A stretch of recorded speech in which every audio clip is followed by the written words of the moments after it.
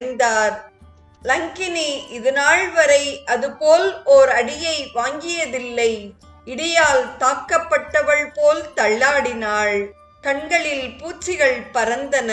மூச்சு முட்டியது. எதையாவது பிடித்து கொள்ள மாட்டோமோ என்று இரு கைகளாலும் காற்றிலே துழாவினாள். பின்னர் அப்படியே தரையில் உட்கார்ந்து விட்டாள். இரண்டாவது அறை தேவையா என குனிந்து பார்த்தார் ஆஞ்சநேயர். லங்கினி மேல் மூச்சு வாங்க மெல்ல எழுந்து இரு கைகளையும் கூப்பி அவரை வணங்கினாள்.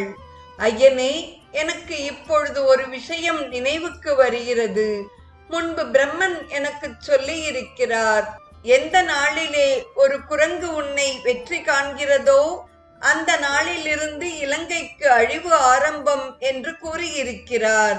உன்னுடைய பராக்கிரமத்தை நான் மேலும் பரிசோதிக்க ஆசைப்படவில்லை.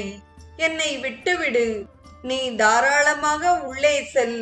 உன் காரியத்தை முடித்துக்கொண்டு திரும்பு. சத்தியம் வெல்லும்.